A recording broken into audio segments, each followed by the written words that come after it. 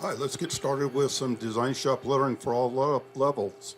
I'll be working with Design Shop in lettering mode right here. And what we're going to do is press the letter A.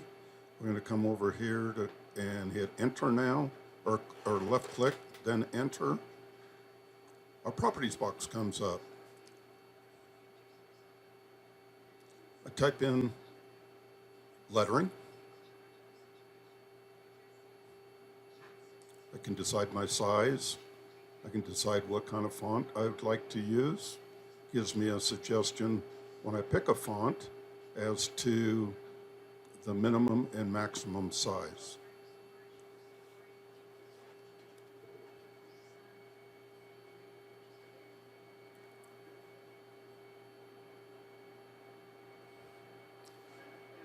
When it comes up on screen, we get the little black handles that go all the way around it. Those are called handles.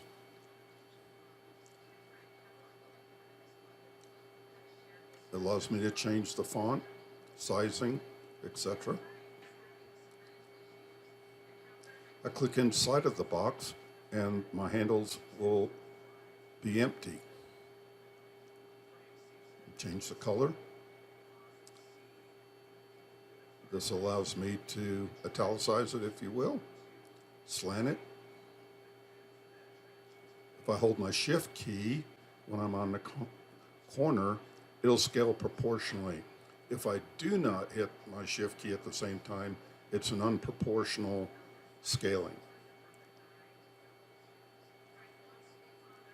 Shift and drag, right click. Center the design before you send it to the machine.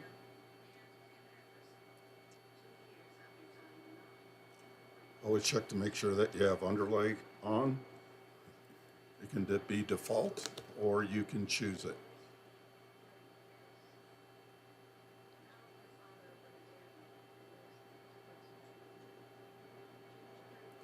We really want to have pull compensation, and in this case pull offset. That's my personal preference, and so I recommend you doing that. As you can see, the lettering's growing. I set it and hit apply and it gets wider. I set auto apply on, reduce it. You can see it, getting smaller. It has to do with the width of the actual letter.